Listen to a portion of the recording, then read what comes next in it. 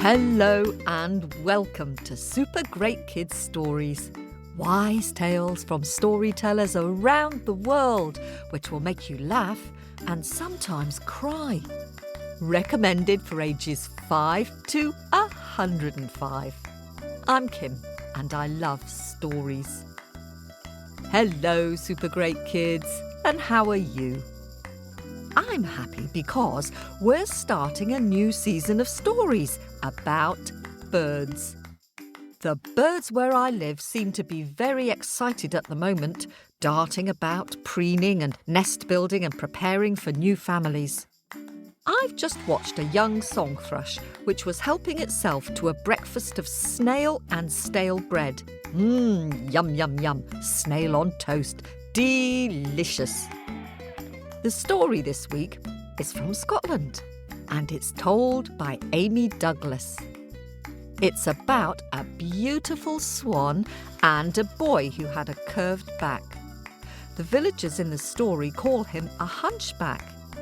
Today, happily, we wouldn't use a name like that. But this tale is from a time when people hadn't thought so much about the power of words and what it would feel like to be called a hunchback. But I'm pleased to be able to tell you that the story, which is a bit like The Ugly Duckling, has a very happy ending.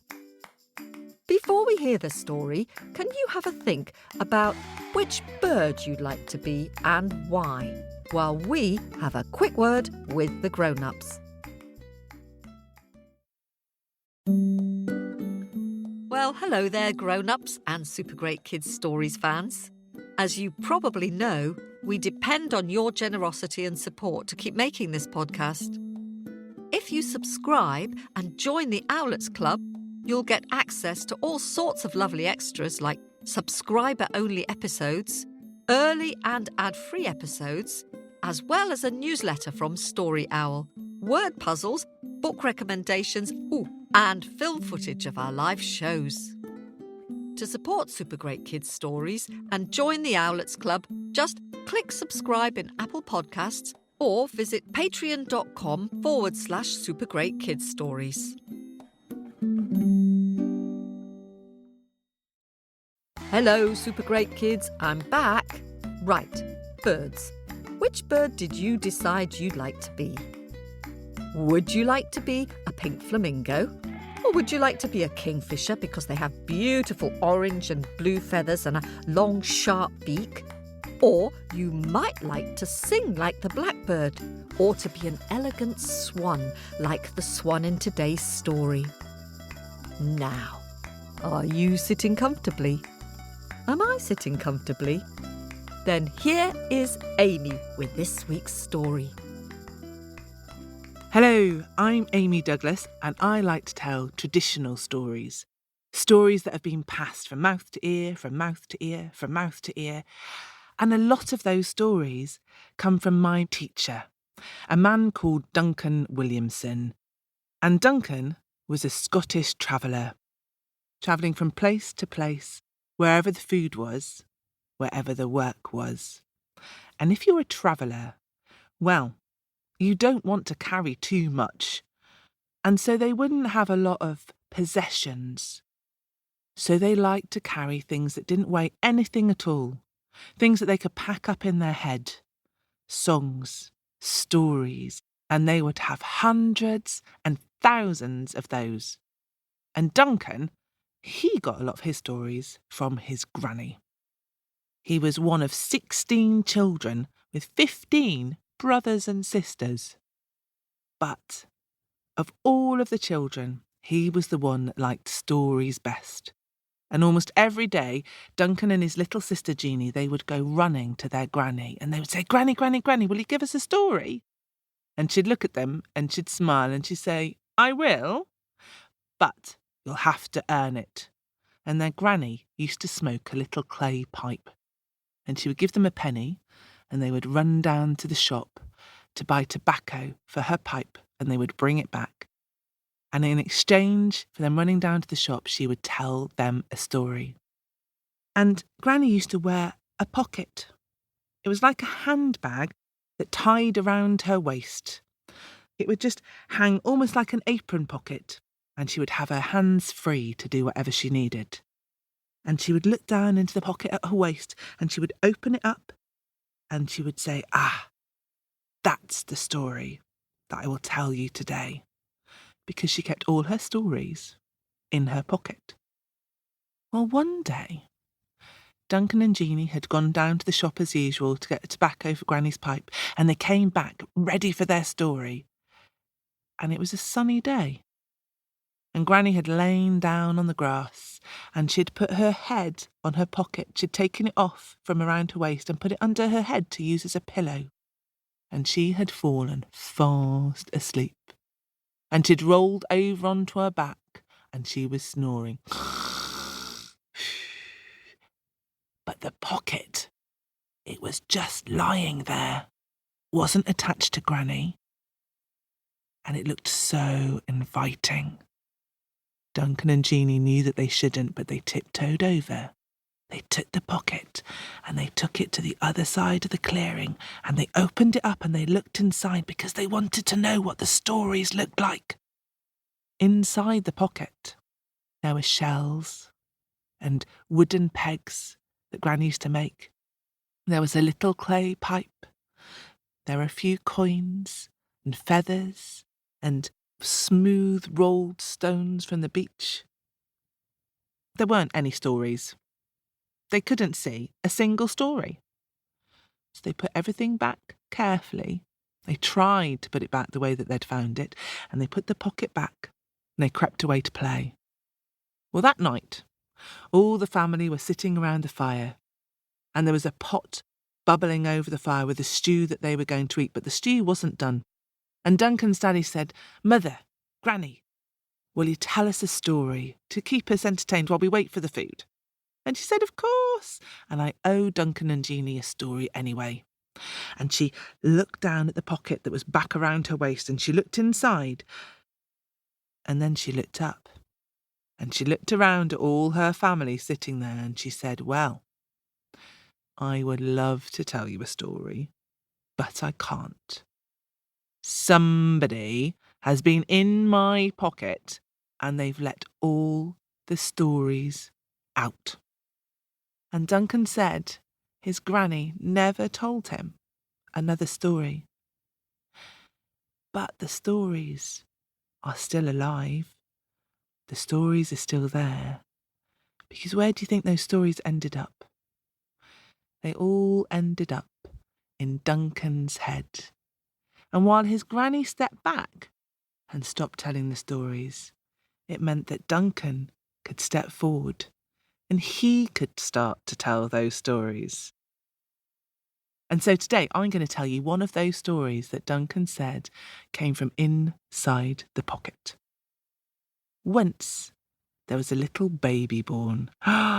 Blue eyes, chubby cheeks. Oh, such a gorgeous little baby, but it wasn't quite like the other babies. He had a kink in his spine, a bump in his back. And so as he grew, it pushed his head forward and his shoulders up, and the people, they called him a hunchback. And as he grew older, when all the other children started to speak, he didn't. He would look at them, he could obviously see and he could hear and he could taste and he could touch, but he couldn't speak. They realised that he was mute. And so they would look at him, this funny little boy with a hump on his back who couldn't speak. And the children, well, he couldn't join in their games properly because he couldn't speak. And the grown-ups, well, they would look down at that boy and he would look up at them with those big blue eyes, and they would speak to him and he wouldn't say anything. And they would wonder if his mind was as crooked as his back. And they didn't like to talk to him. They would see him coming and they would cross over to the other side of the road so they wouldn't have to speak to him. And so in the town, the little boy had no friends. But he did have friends. Because every day, at the end of the day, when school had finished, he would take the path that led into the woods, and he would follow it through the trees until he came to a lake. And there the trees would open out, let the blue sky come down to be reflected on the lake, and he would sit down at the edge of the lake quietly, and he would get out the lunch that he had saved, and he would open up his little packet with a bit of bread and a bit of cheese, and he would sit. And soon there would be a rustling sound, and out of the bushes would come a black nose, a long red face, 2 pointed red ears, a red body and a long bushy tail, and it was Fox. And Fox would sit down on his haunches next to the hunchback and look up at him expectantly, and the hunchback would give him a little bit of cheese. And then there would be a rustling from the other sound, and lolloping out of the bushes would be 2 long ears, and a bounce, bounce, bounce, and there would be Rabbit. But there was never any trouble between Fox and Rabbit when the hunchback was there. And then there would be a fluttering in the skies, and all the birds of the skies would come down, the jay and the robin, the blackbird and the wren, and they would sit on his shoulders, they would sit on his head, and they would sit on his wrist and eat out of his hand. And then all the other animals of the forest would come. There would be voles and moles, shrews and badgers, and even the fish in the lake would start jumping up, coming swimming closer to the edge of the lake to see him. And maybe it was because he didn't speak and he was quiet that they loved to come and sit with him. But there was one creature in the forest that didn't come. The hunchback would look out across the lake and he would see Swan. So elegant, so graceful, gliding backwards and forwards across the lake. And he would look at her and smile. And he would throw crumbs out into the water to try and entice her closer. And she might take the first one, she might take the second. But then she would swim away to the far side of the lake and she wouldn't come any closer. And he would forget all of the animals at his feet. He would forget the birds sitting on his shoulders, and he would stare after the swan. Well, the years went by. The little boy grew up to a bigger boy, to a teenager, to a young man, and he finished school. And when he finished school, he moved out into the forest and he built himself a little hut, and that's where he lived. And during the day, he would go out amongst the trees and he would pick up all the dead wood from underneath the trees, the branches and the twigs, and he would make a big bundle of dry wood and he would take it into the town to sell for firewood. He wouldn't earn a lot of money, but enough to buy some bread and cheese, and then he would take that well-worn path to the lake and he would sit with his friends, all the creatures of the forest. Until one day. Because one day, all the animals gathered as they did every twilight, every evening, to sit with the hunchback, and he didn't come.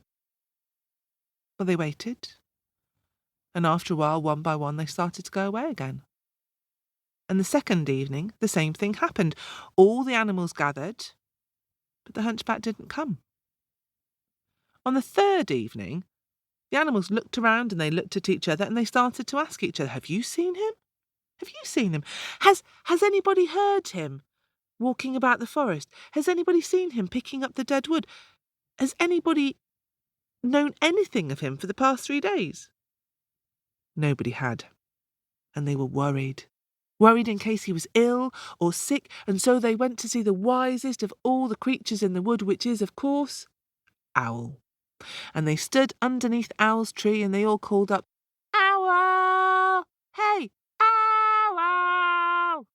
And Owl came out blinking and bleary on her branch, only just waking up ready for the night, and she looked down at them and said, "What is it?" "Owl, we're worried about the hunchback, we're worried in case he's ill or he's sick." "Oh," said the Owl. "Oh, the hunchback, yes, he is sick. He's love sick. He's only gone and fallen in love with Swan. And she never pays any attention to him, but the only thing that can cure him is for Swan to pay him some attention." Well, all the animals, they went back to the lake, and they sent Swallow dipping and diving over the waters to tell Swan what Owl had said. And when Swan heard, something inside her changed. She'd always wanted to join the other animals and birds, but she'd been too shy. She never had the courage to come and join the others, but now she turned, and her strong legs began to paddle beneath the water, propelling her towards the shore. And she got out of the water, and not so graceful on land as she was on the lake, she began to waddle towards the hunchback's hut.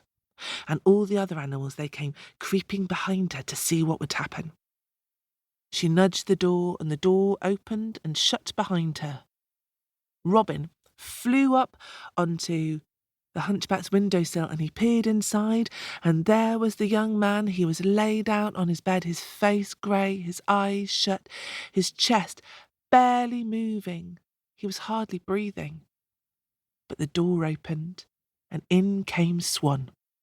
And she waddled over to the bed, and she stretched out her long neck, and she laid it on the hunchback's chest.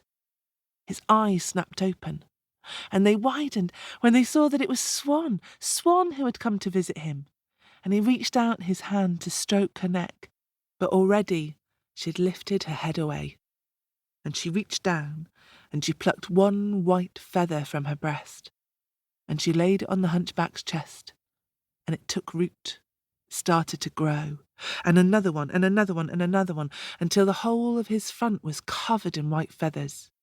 And then he sat up in the bed, and that hump on his back cracked, and out of the hump came two beautiful white feathered wings.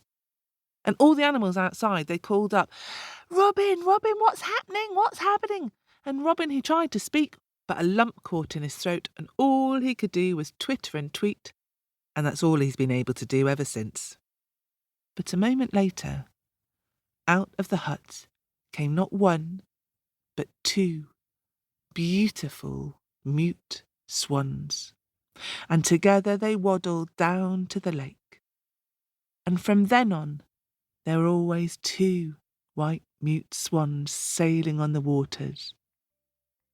So that's one of the stories that came out of Duncan's granny's pocket. Duncan's granny told it to Duncan, Duncan told it to me, and now I've told it to you. So my question is, who are you going to tell it to?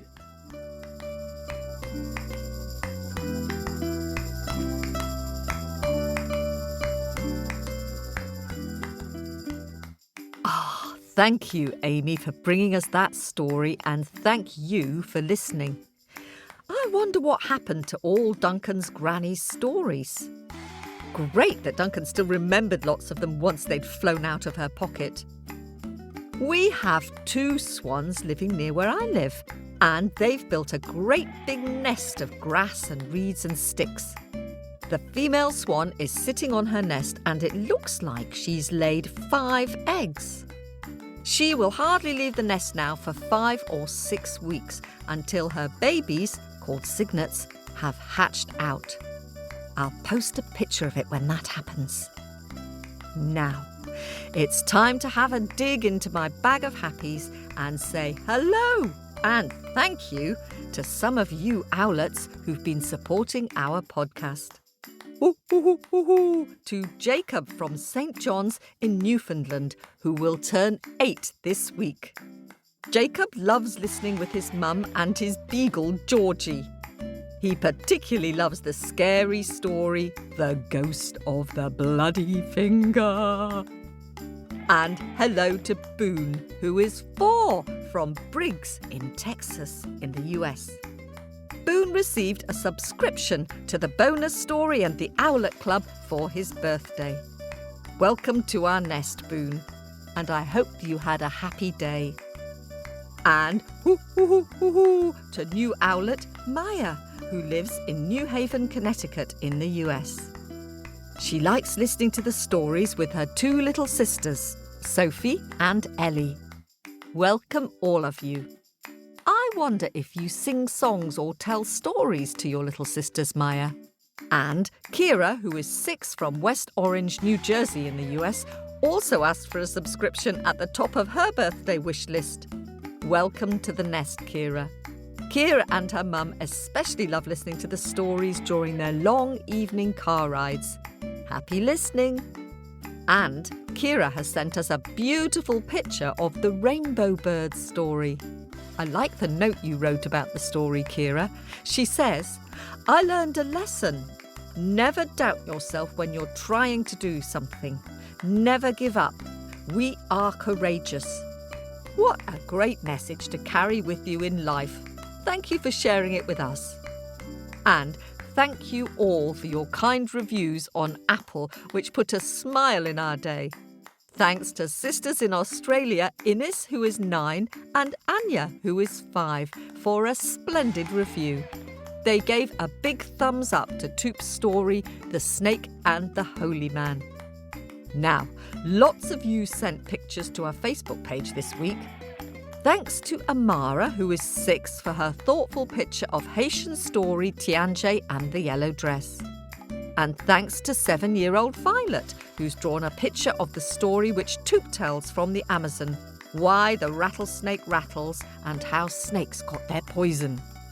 I really like how carefully you've drawn your snake in a perfect coil, and the way you've given the Snake King a little crown. And 3 super great cheers for Venus, who is 5 3/4 and lives in Ireland. Venus has drawn a magnificent troll looming over the 3 billy goats on the bridge. A lovely drawing of that story, Venus. Thank you. That's it for this week. Thank you all for sharing your pictures. If you'd like to see these drawings, they're all on our Facebook page at facebook.com/supergreatkidsstories. And if you'd like to send a picture, either attach it to our Facebook Messenger or scroll to the bottom of our website at supergreatkidsstories.com. And do come and hear some of our stories live this Saturday, April the 29th, and listen to Toop and Kate and me in our live show. It's in Esher, Surrey, not far from London. In the meantime, keep telling your stories and singing your songs. See you soon. This story was recorded at Wardour Studios in London.